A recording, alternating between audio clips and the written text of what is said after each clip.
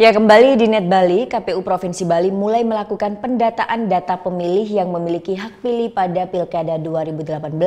Untuk pendataan pemilih, KPU Provinsi Bali menyiapkan sebanyak 10.000 petugas yang tersebar di 9 kabupaten kota. Sementara itu di Kabupaten Buleleng, Bali, KPU dan petugas PPDP datangi bakal calon gubernur Bali yang berasal dari Buleleng untuk melakukan coklit. Menjelang pelaksanaan pemilu kada serentak yang akan berlangsung pada 27 Juni 2018, KPU Provinsi Bali mulai melakukan pencocokan data pemilih di 9 kabupaten kota. Untuk mendata warga, KPU Provinsi Bali menyiapkan sekitar 10.000 PPDP atau petugas pemutakhiran data pemilih. Petugas tersebut mendatangi rumah warga kemudian mendata warga yang telah memiliki hak pilih. Seperti pada Sabtu pagi, petugas pemutakhiran data pemilih mendata warga yang ada di Puri Kesiman, Denpasar. Petugas yang mendata warga kemudian mencocokkan data yang dikeluarkan oleh Kementerian Dalam Negeri dengan data yang ada di lapangan. Nantinya di lapangan dilakukan coklit itu terkait dengan 1.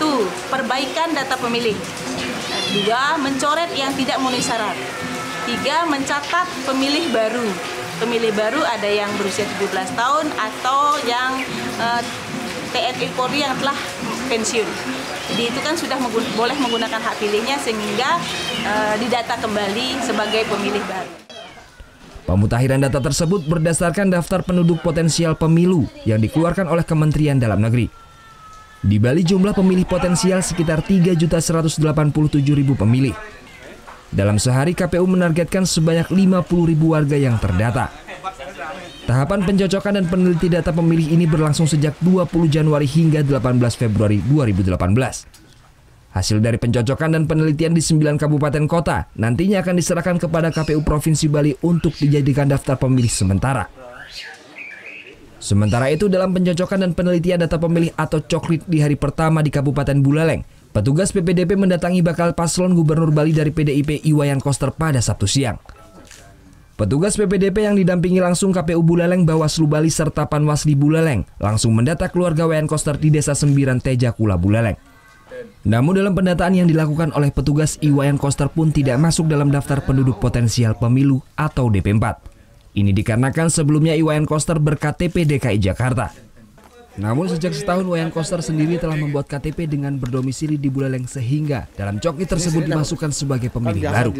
Saya sangat berharap sekaligus juga menghimbau agar masyarakat yang sudah punya hak pilih karena umur dan belum masuk ke dalam KK atau belum melakukan perekaman untuk KTP elektronik, saya sangat berharap agar warga proaktif, berinisiatif untuk berpartisipasi melakukan perekaman sebagai warga untuk bisa menggunakan hak pilihnya nanti.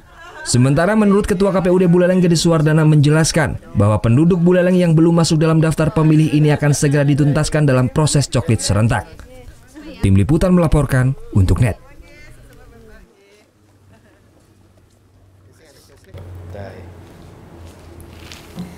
Udah selesai kan nontonnya? Nah, jadi jangan lupa buat like, komen, dan subscribe ya.